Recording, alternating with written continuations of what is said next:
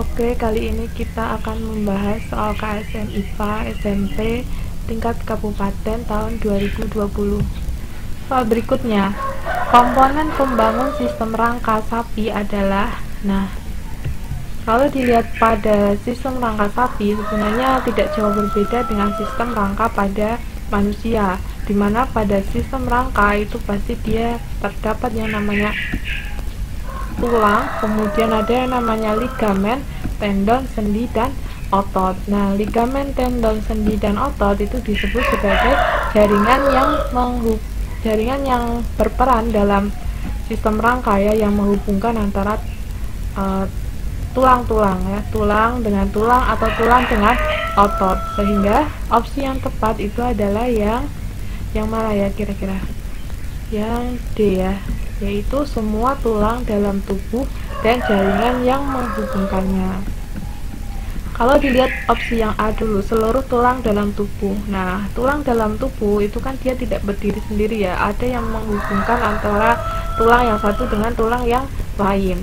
Kalau dihubungkan antara tulang yang tidak bergerak, itu berarti disebut sebagai ligamen. Kalau tulangnya itu bergerak, itu berarti disebut sebagai tendon, seperti itu kan. Nah, sehingga opsi yang A itu salah. Kemudian kalau yang B, seluruh otot dan tendon, jadi jelas salah ya, karena di situ tidak ada yang namanya tulangnya, itu tidak disebutkan, berarti ini salah ya. Kemudian yang C, seluruh organ tubuh baik jaringan lunak maupun jaringan keras. Nah, ini seluruh organ tubuh ya, padahal tidak semua organ tubuh ya, baik jaringan yang lunak maupun jaringan yang keras. Jadi opsi yang C ini ambigu sehingga tidak dipilih. Kemudian kalau yang D, semua tulang dalam tubuh dan jaringan yang menghubungkannya, ini adalah yang paling tepat. Oke, soal berikutnya, hambatan fisik pada manusia yang membentuk bagian dari sistem kekebalan adalah, hambatan fisik ya, itu jawabannya itu adalah yang B, yaitu kulit dan membran mukosa. Jadi mekanisme pertahanan tubuh itu meliputi pertahanan fisik dan simbiosis dengan bakteri floral normal, atau yang ini disebut sebagai secara biologis ya, hambatan biologisnya. Nah, kalau pertahanan fisik secara kimiawi itu misalnya kulit, kemudian ada yang namanya sekresi asam, kemudian asam laktat melalui kelenjar keringat, sekresi, pergerakan silia. Nah, itu masuknya ke dalam pertahanan fisik dan pertahanan kimiawi. Kalau dipelajari lebih lanjut pada sistem kekebalan manusia, itu dia memiliki dua pertahanan ya. Ada yang namanya mekanisme non-spesifik dan ada yang namanya imunitas spesifik. Nah, apa beda antara mekanisme non-spesifik dan imunitas spesifik?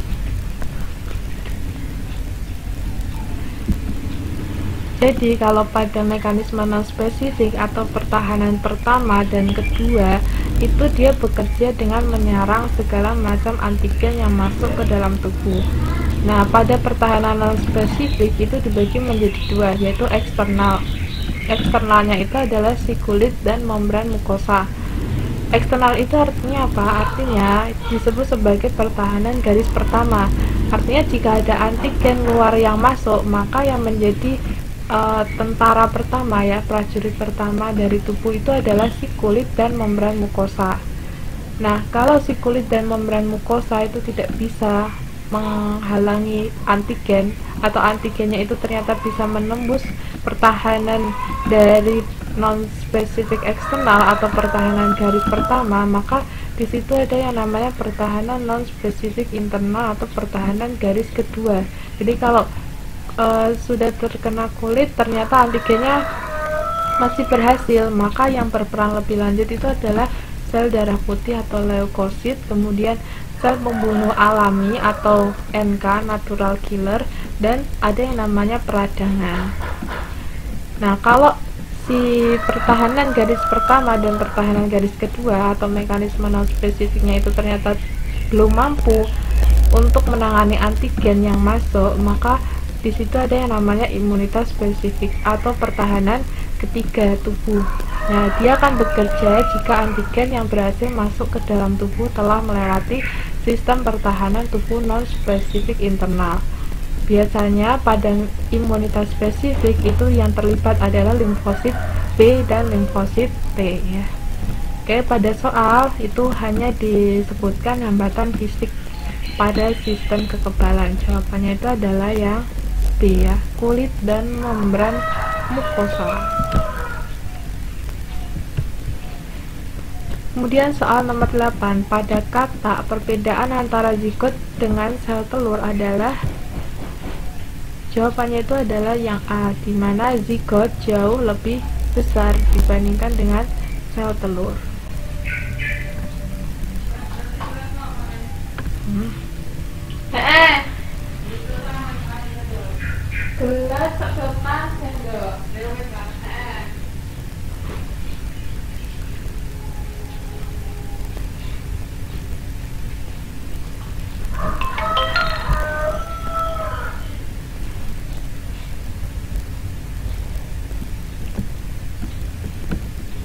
Jadi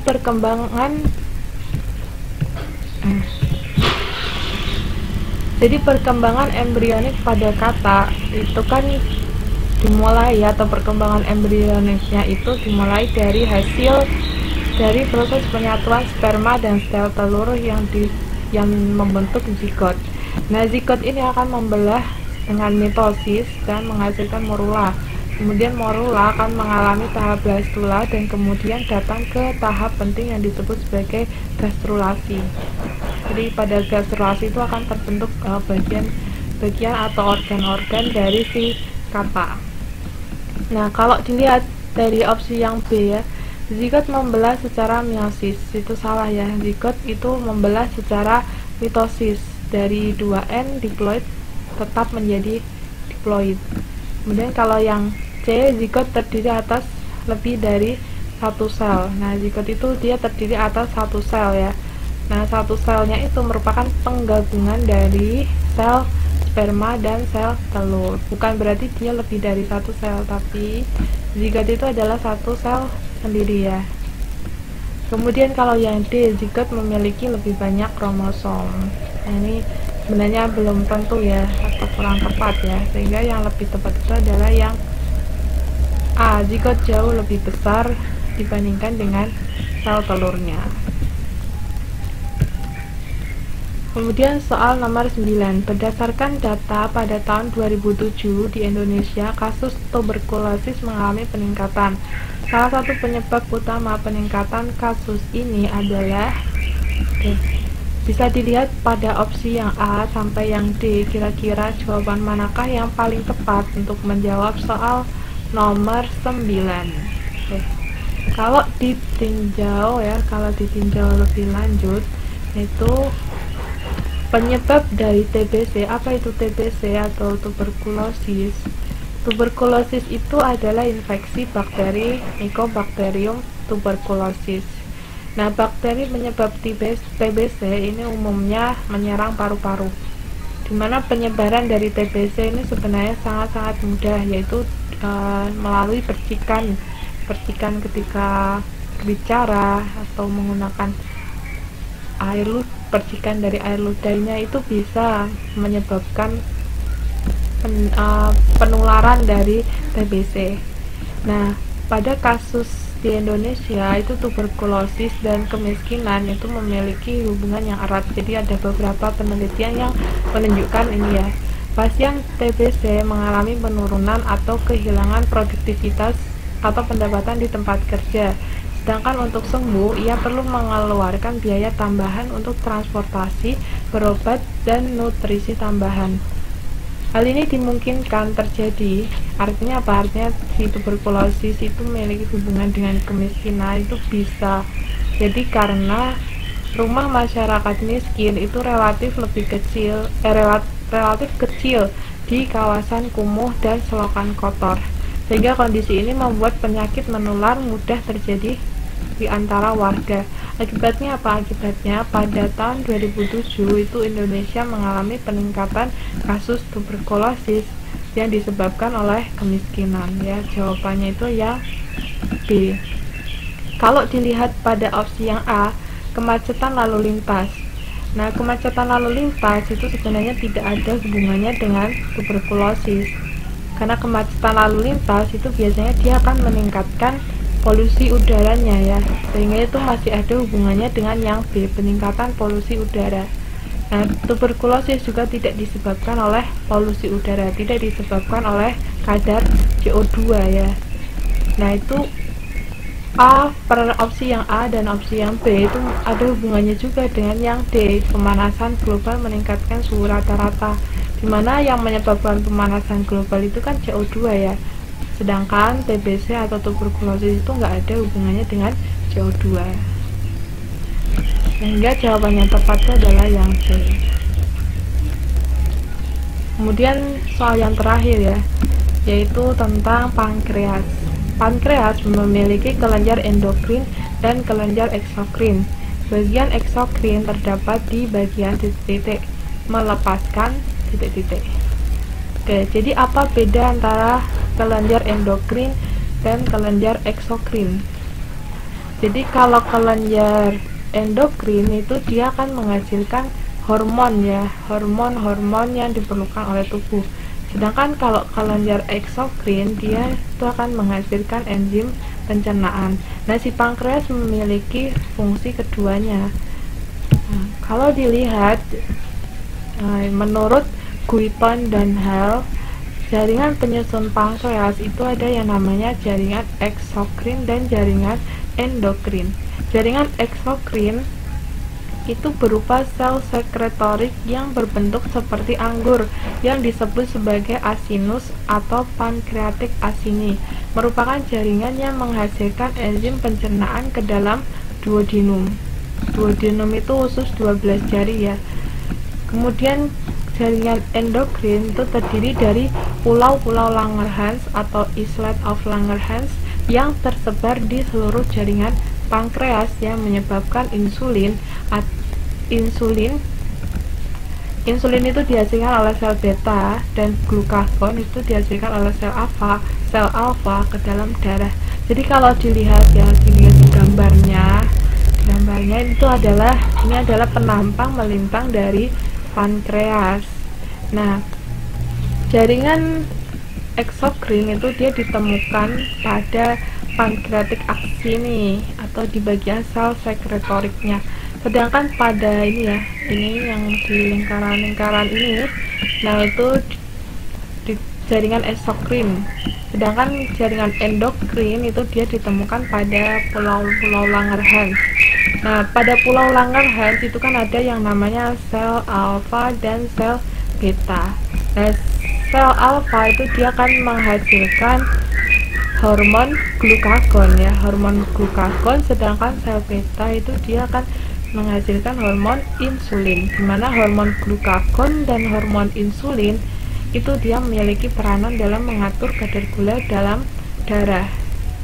Oke, kembali lagi ke bagian soalnya. Jadi bagian eksokrin itu terdapat di bagian ini ya, pancreatic acini atau yang namanya adalah aciner pankreas, terdapat di bagian titik ya. Kemudian melepaskan, nah karena dia itu eksokrin berarti dia melepaskan yang namanya enzim pencernaan. Enzim pencernaan apa yang dilepaskan oleh pankreas itu di soal yang pertama tadi sudah dibahas, yaitu ada yang namanya enzim lipase, tripsin, dan amilase. Kalau dilihat opsi yang A, Pulau Langerhans. Nah, Pulau Langerhans itu kan menunjukkan kalau pankreas itu adalah jaringan endokrin. Nah, ini berarti jelas salah ya. Kalau yang B itu asiner pankreasnya benar, tapi melepaskan hormon salah, karena hormon itu dia tidak dilepaskan oleh bagian eksokrin, tapi dia dilepaskan oleh bagian endokrin. Kemudian kalau yang C, Pulau Langerhans, enzim pencernaan ke pembuluh darah. Ini Pulau Langerhansnya salah ya. Kenapa salah? Karena harusnya adalah asiner pankreas. Asiner pankreas melepaskannya sih benar ya, cuman Pulau Langerhansnya itu adalah salah. Oke, sekian pembahasan untuk soal KSN IPA SMP tahun 2020 untuk soal nomor 1 sampai dengan soal nomor 10.